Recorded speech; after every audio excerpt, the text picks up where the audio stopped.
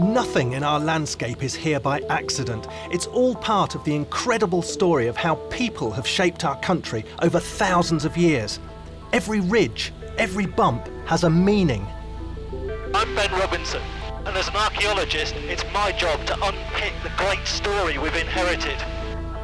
From my perspective, the best way to do that is up here in the air. I'm flying around Stonehenge over one of the most intensively researched landscapes in the UK. Aerial archaeology is transforming our thinking about these iconic monuments. We're looking beyond the great hilltop monuments to the river below, and it's water that's led us to a very exciting prehistoric site. Is this proof that people occupied this landscape thousands of years before Stonehenge was built?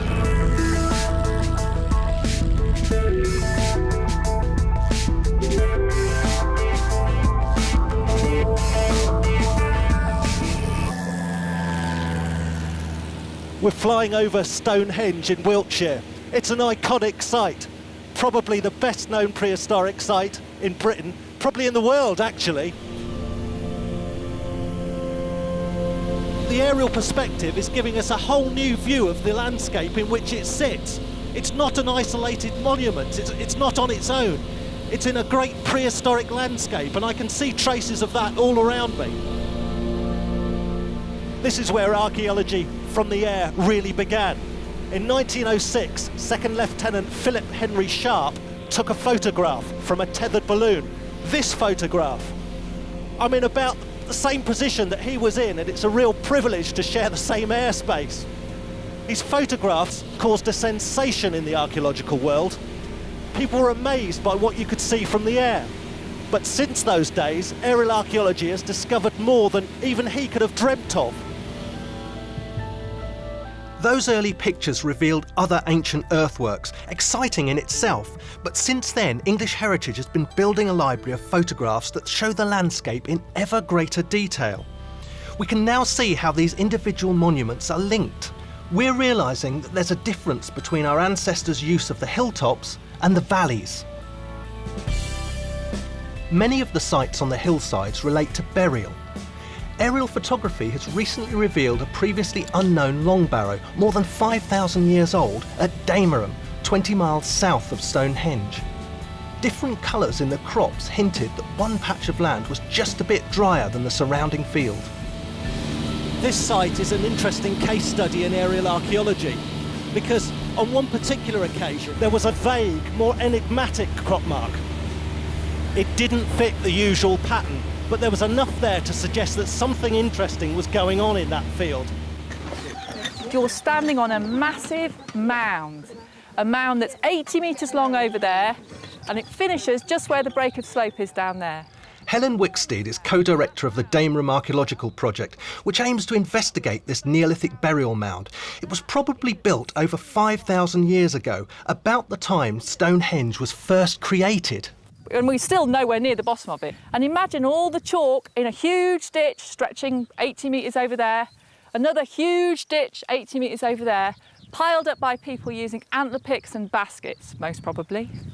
Because we're in the middle of a whole landscape, an invisible landscape, a kind of hidden landscape of crop marks, only visible from the air now. And most of those are in that state because they've been ploughed and they've been flattened by the plough. It's very unusual today to be able to excavate a barrow that hasn't been plundered by treasure hunters in the past. I'm really looking forward to this.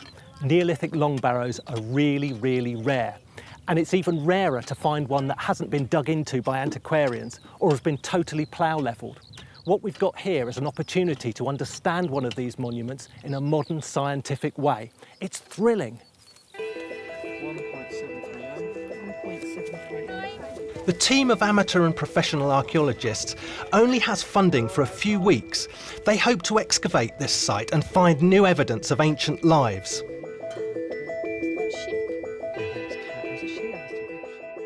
The project's other director, Martin Barber, told me how he first recognised this almost invisible monument.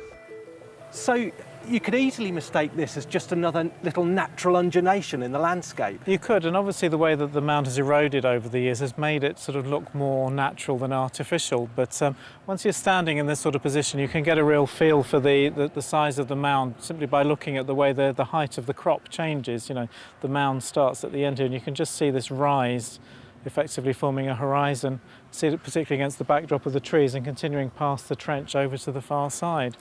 So we've got a mound that's actually 80 metres long, 2 metres high, completely artificial, built 6,000 years ago, but looks like a perfectly natural piece of hillside. The aerial photographs that I first saw didn't give a hint of it being a Neolithic long mound at all. There was this almost shapeless splodge, which was actually caused by the fact that the soil conditions were so dry that the crop on top of the mound had died, rather than producing the normal colour variation or height variation you would see. It wasn't until I actually came here and drove down the track behind us and saw the profile for myself that I realised I was actually dealing with a very large mound that looked like a Neolithic long barrow, but large enough to make me wonder why nobody had spotted it before, because it is very big. The enormous size of this mound suggests it must contain a burial chamber constructed to enclose the dead. These mounds sometimes have, say, the bones of up to 50 individuals, not necessarily in the mound as complete skeletons. Sometimes in the mound as bits of bone that have been kept and left there, or that have been left out in various ways. So in the Neolithic, we're talking at that time of a very interesting location that obviously has the dead as a significant part of it. Alongside that, animal bone. We have things like head and hooves deposits, so probably hides, because those are the bits of cow's skeleton that are left behind. And we have other deposits of worked flint and ceramics as well. And then, so that relatively small little area is in use for some time, and then this massive mound, far, far bigger than is necessary to close that building. Now, why? Why such a huge mound? And perhaps one reason why is that the process of building the mound is important. With only days left to go, little has been found, but then a skeleton appears. Unfortunately, it's neither Neolithic nor human, just a medieval lost sheep, but that's archaeology for you. Still, this Neolithic site is another piece of evidence to add to our understanding of why early people placed their monuments where they did. There's a magnificent white horse down there. It looks like it could be prehistoric, but it's not. It was built in about 1812, and it's really just the whim of a local landowner that put it there. But there's some very interesting archaeological sites down there. This is an intriguing landscape. The horse is perched right on the edge of the downs. It's visible for miles around, but there are other features. I can see other more subtle but more interesting features surrounding it. All these prehistoric sites occupy the same ridgetop position.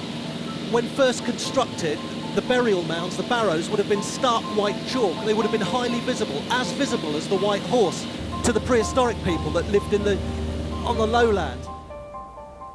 Of course, the view from above is not one the ancients ever saw.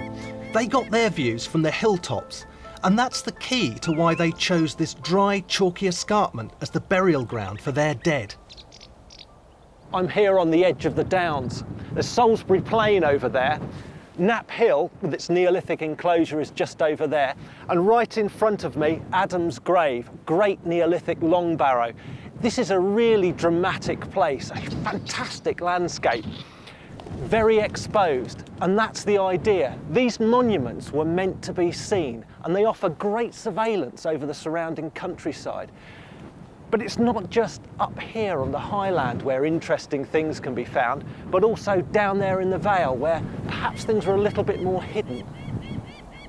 In fact, we're beginning to realise that the valley, and especially the river, is every bit as important as the monuments on the hilltops. Down there is a hidden spring, and a local man has discovered something very interesting about it. So you've got a map to show me? I have, yep. This is a 1900 edition. David Carson's family has farmed the land here for generations. He's found an old map that shows the spring, and David thinks it might have been deliberately dug out into the shape of a curious three-legged animal. So you've already been up in the air, I think, and seen... There's Adam's grave there. That's right, yes, saw that from the air, and also Knapp Hill as well. So this is on the ridge. That's right, and we've got over here the spring head, which we're going to be looking at shortly, which has been cut into quite an interesting shape, with bits coming off, sticking out, another bit sticking out there, and then the tail, if you like, it's almost as though it's in the shape of an animal leading off down to the south, which is the source of the River Avon. And it's not easily seen now because the trees have grown up all around it. Even from the air, you wouldn't be able to see that clearly. It's a strong indication that the water source was really important to our early ancestors. This hidden spring is in fact the birthplace of the Wiltshire River Avon. You can see the water's bubbling even now. Oh yes, right in the centre there. Oh yeah, there it comes.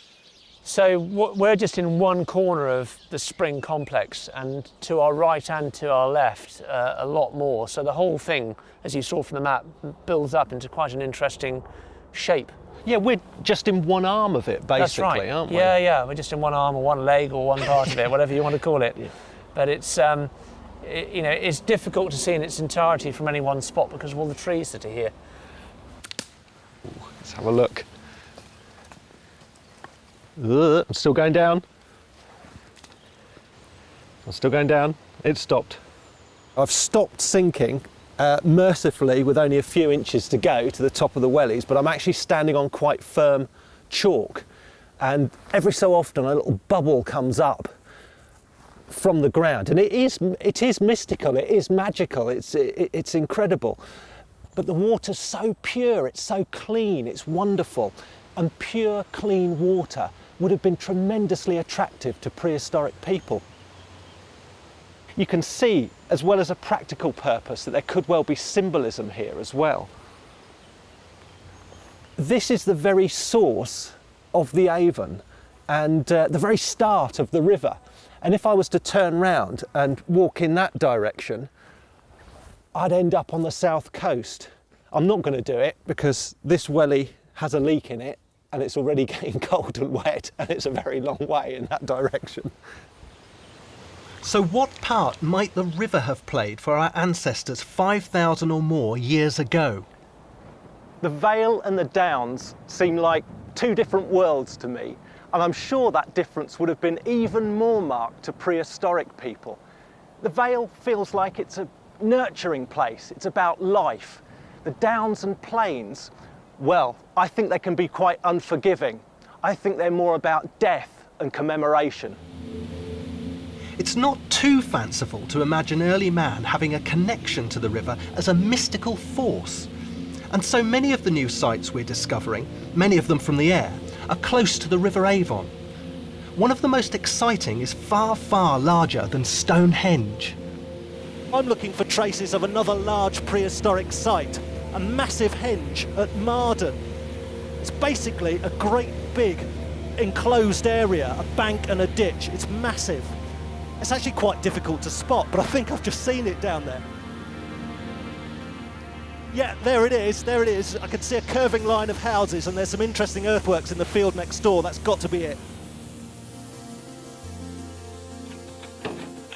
The excavation of Marden Henge in 2010 made world news. The dig unearthed one of the earliest buildings ever found in Britain. It was constructed at least 4,000 years ago. The archaeologists speculate that they've found a very early version of a sauna, complete with a large fire hearth. With a big hearth like that, one wonders whether it's perhaps a sweat lodge, a purification ceremony before they go into the henge and conduct their ceremonies. The concept of a sweat lodge or sauna could explain why a relatively small building would contain such a large hearth. It's far too big for cooking. The theory suggests a low wooden hut would have been covered over with animal skins to contain the heat. The excavation has ended, but Jim Leary is still working on interpreting life in the henge 4,000 years ago. This is a huge monument. I mean, it's difficult to understand how you'd go about constructing this in the Neolithic. That's right, it almost beggars belief, doesn't it, the sheer size of this. You have to remember that this is 10 times the size of Stonehenge. And the ditches, although they appear shallow now, of course, that's 4,500 years of erosion into them. So you have to imagine them 3, perhaps even 4 metres deep. And then that material you need to put on the bank. So the banks were much bigger, the ditches were much deeper, and that really makes it a very monumental site. What we do know is that these are ritual, or if you like, religious centres, religious enclosures. Something that was going on here involved ritual or religion in some way. We don't have the magnificent stone settings of Stonehenge, but we have something so much more vital. We have evidence for feasting and buildings and people living. Stonehenge is very much a monument where cremation burials were placed. It's about the dead. This is about living. This is the living, breathing people. These are our ancestors, and they created this. This monument is the archaeologist's dream. The investigation continues across Stonehenge. This is a geophysical survey which uses a powerful magnetometer to map traces of human activity beneath the soil. We're looking at relatively small areas compared to the very huge areas that the aerial photography can cover, but we are looking at them in great detail, hopefully. And over this sort of geology, we should be able to find something. And yeah, fingers crossed, we'll have some good results. Their computer instantly conjures up a ghostly impression of what lies underground. Well, the most prominent feature of this plot is obviously the large white circle you can see in the middle here. Now that's a henge monument. This is a huge ditch circling a henge, and that was spotted as a crop mark by our aerial photography colleagues. But what we think we've got that they hadn't spotted from the air is a circle of very subtle post pits within the henge. And then what was a surprise was, I don't know if you can see these white straight lines. They're almost certainly much later Roman ditches, perhaps enclosures marking out paddocks and that sort of fields around a farm. We'd need to do more investigation to really confirm that. That's just speculation at the moment, but it's promising, very promising. The incredible array of finds included pig bones, very early pottery, flint tools and arrowheads, all indicating this site was an important central meeting place for Neolithic peoples and therefore of huge significance. But I'm especially curious about its links to the river. What about the connection of this place with water? Well, there's an absolutely integral link between the Henge monument and the River Avon. The monument itself is actually only D-shaped. It's not a complete enclosure, and in fact the whole of the southern side is formed by the River Avon, a great big meander in the River Avon. So there's an absolutely integral link with this river, and in fact there are a number of springs in the middle of the Henge as well. So this is all about water. This is Hengistbury Head, where the Avon flows into the sea. Dave Field is the guru of the archaeology along the river. He's developed a theory that it held powerful magical symbolism and that our prehistoric ancestors had a mystical relationship with it. Can you imagine people gaping at one of these bubbling springs, wondering where this source of life comes from? And it must be very magical, very magical. Well, it seems to come from the centre of the earth. It does, it does indeed. So these things must have been revered in some way, and I think that's probably why we often find accumulations of archaeological material around springs. There would have been some sacredness attached to the water, perhaps in the same way as we see sacred rivers around the world, the best known one being the Ganges, but there are others, South America, all over the place. And it's very probable, I think, that our rivers were sacred in the same sort of way. and that people in different parts of the landscape along the route of them celebrated the river in different ways. You can perhaps imagine that the earlier part of the river reflects life's journey. It's youthful, it's young, then it grows into middle age, in our sense around Downton and so on. And then down here at Christchurch, it's almost an old person, you know, it's slow and sluggish. And as it passes into the sea, it's a different world. The sea is a different world. And this might reflect beliefs in society, your passage through life and so on. So it's easy to see how the river will become a symbolic artefact, and very, very important for life as well as death.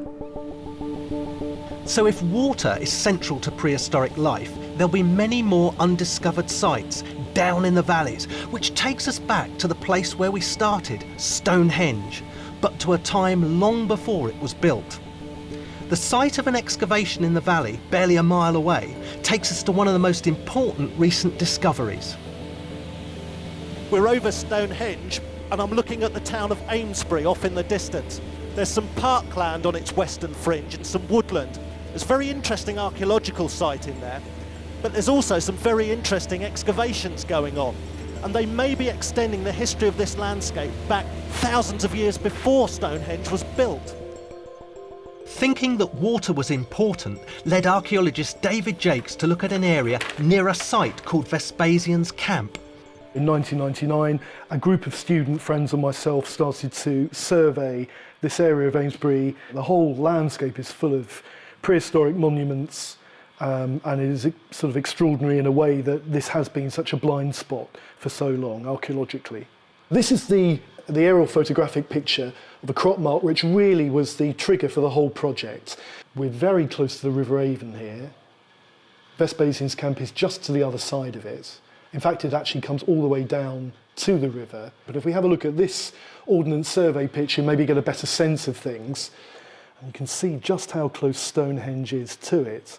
It works out to be about just over a kilometre away.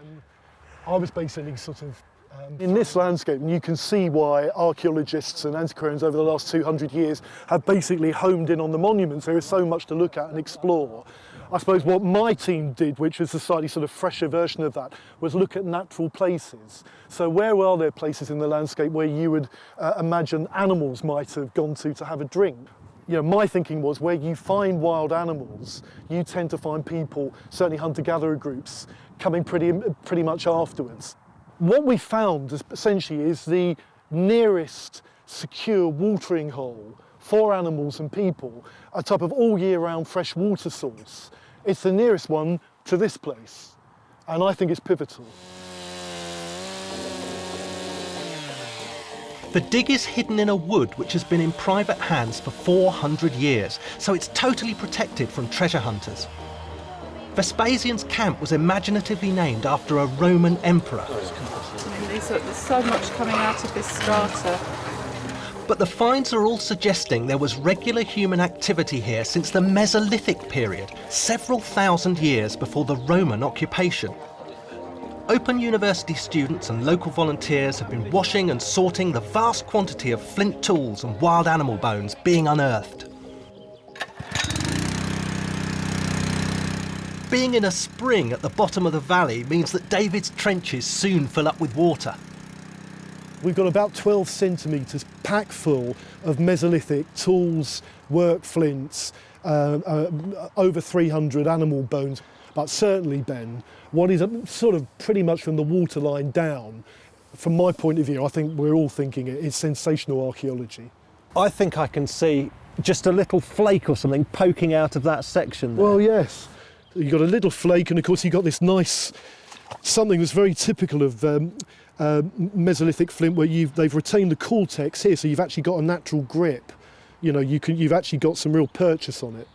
Perfect. They really do stand out amongst the natural stones, don't they? I mean, yes. People just say, oh, that's just any other old bit of stone, but once you know what you're looking for, they really stand out. No, well, I mean, what a thrill for us. You know, this is the first time in, let's say, 8,000 to 9,000 years that anybody's touched that. You know, the last person, bar two, that held that and put that in there was a Mesolithic person.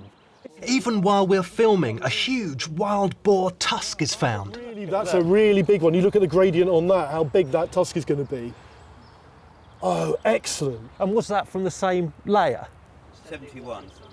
The important 71 Right, layer. right. It's just as what we've been talking about. It's basically just below this flint horizon where you got this 12 to 14 centimetres worth. I mean, that is an incredible find.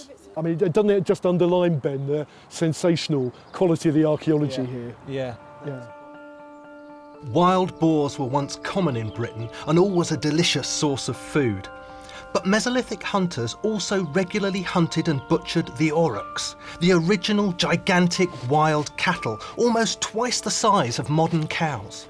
Alas, the poor aurochs were later driven to extinction.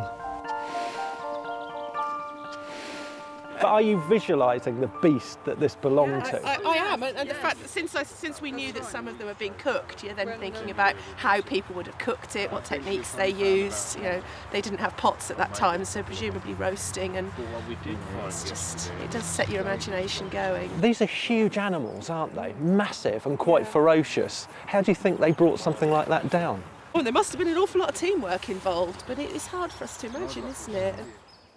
David is very excited because all the evidence so far points to this place having been occupied by our ancestors at least 3,000 years before Stonehenge was built. Samples of the animal bones have been sent to the laboratory to be carbon dated. If David is right, it will prove his theory of continuous occupation at this site long before Stonehenge was even thought of. I mean, this must have been a special place. That's 2,000 years of activity and coming back again and again and again. Right, I mean, you know, it blows your brain. You just think, well, that's sort of how long London's been settled for. It's just on that scale. You know, most of the oldest cities in Great Britain, you know, can't go back that far. And yet here we are in this little nook at the bottom of a hill with a river running round it, and it probably had more people coming to it in the Mesolithic than it's had people coming ever since. This type of thing throws up far more questions than it answers, but the very few answers that we've got are incredibly significant. Some sort of seed or plant of some sort, definitely organic. Then David gets the latest results from the carbon dating laboratory. Well, we all know that we've been really struggling to be able to get the funds for carbon dates. So we've had two so far that are Mesolithic, so they're between 6,250 BC and 4,700 BC. I mean, those dates are brilliant, but definitely it's a case of 3 being a lot more than 2. So I can now give you the results. I've just come off the phone from the Glasgow lab, and the date is 5,400 BC. Which is a fantastic date. It's a fantastic date. It means that we've got people here 6,250 BC, 8,000 plus years ago. We've got people now living here 5,400 BC, so that's 7,500 years ago. And we've still got people living here 4,700 BC, so 6,000, nearly 7,000 years ago. So people have been residing around that spring area for nearly 2,000 years. It's just absolutely superb. So thank you everybody so much. Thank you. Thank you. Well, thank you. Oh, thanks a lot, Richard. Thank you. David has now proved what archaeologists have long suspected, that people knew this place is special 8,000 years ago.